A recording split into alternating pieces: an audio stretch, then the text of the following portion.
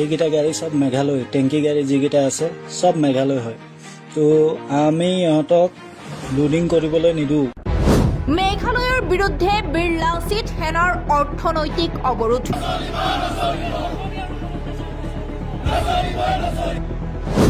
নুমলীগড় শোধনাগাৰত মেঘালয়ৰ ইন্ধন পৰিবহণ কৰা টেংকাৰ প্ৰৱেশত নিষেধাজ্ঞা। মেঘালয়ত অসমৰ বাহন চালক আৰু পৰ্যটকসকলৰ ওপৰত চলোৱা ধাৰাবাহিক আক্ৰমণ তথা অত্যাচাৰৰ প্ৰতিবাদত এইবাৰ জাঙুৰ খাই উঠিছে বিৰলা চিট সেনা।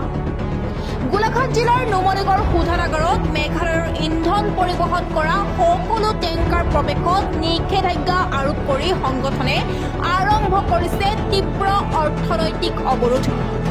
অসমৰ গাড়ীৰ ক্ষতিপূৰণ আৰু নিৰাপত্তা সুনিশ্চিত নকৰালৈকে মেঘালয়লৈ কোনো ধৰণৰ তেল গেছ সৰবৰাহ হ'বলৈ দিয়া নহ'ব বুলি তীব্ৰ হুংকাৰ দিছে বিৰলা চিট সেনাই।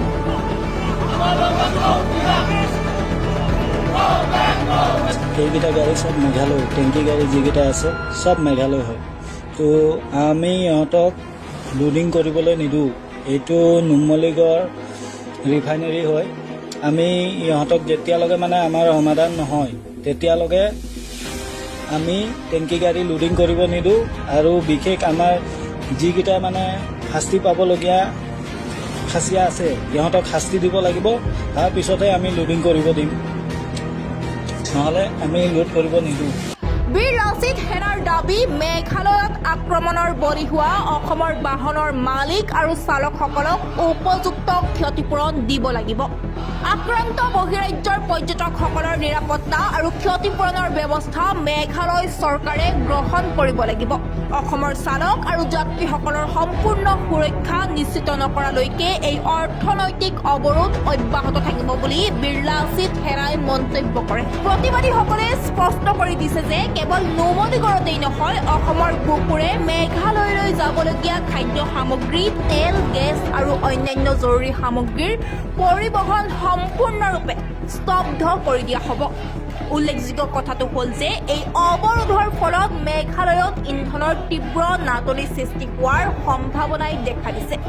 মেঘালয়ত নিৰপৰাধ অসমৰ চালক আৰু পৰ্যটকৰ ওপৰত বাৰে বাৰে অত্যাচাৰ চলিছে, অথচ মেঘালয় চৰকাৰে নিৰ্বিকাৰ ভূমিকা পালন কৰিছে। অসমৰ গাড়ী ধ্বংস কৰা হৈছে, চালকক প্ৰহাৰ কৰা হৈছে। যেতিয়ালৈকে আমাৰ লোকসকলে সঠিক বিচাৰ আৰু ক্ষতিপূৰণ নাপায় তেতিয়ালৈকে অসমৰ মাটিৰ পৰা এটোপাল তেলো মেঘালয়লৈ যাবলৈ দিয়া নহ'ব বুলি স্পষ্ট কৰি দিছে। মন কৰিবলগীয়া কথাটো হ'ল যে নুমলীগড়ৰ এই অৱৰোধ সূচীয়ে এতিয়া দুই ৰাজ্যৰ সীমান্তৰ উত্তেজনাক আৰু অধিক ঘনীভূত কৰি তুলিছে। পৰিস্থিতি নিয়ন্ত্ৰণৰ বাবে ঘটনাস্থলীত আৰক্ষী আৰু অৰ্ধসামৰিক বাহিনী মোতায়েন কৰা হৈছে যদিও বিৰলা চিট সেনাই নিজৰ দাবীত অনমনীয় স্থিতি গ্ৰহণ কৰিছে। News x report, prime Assam.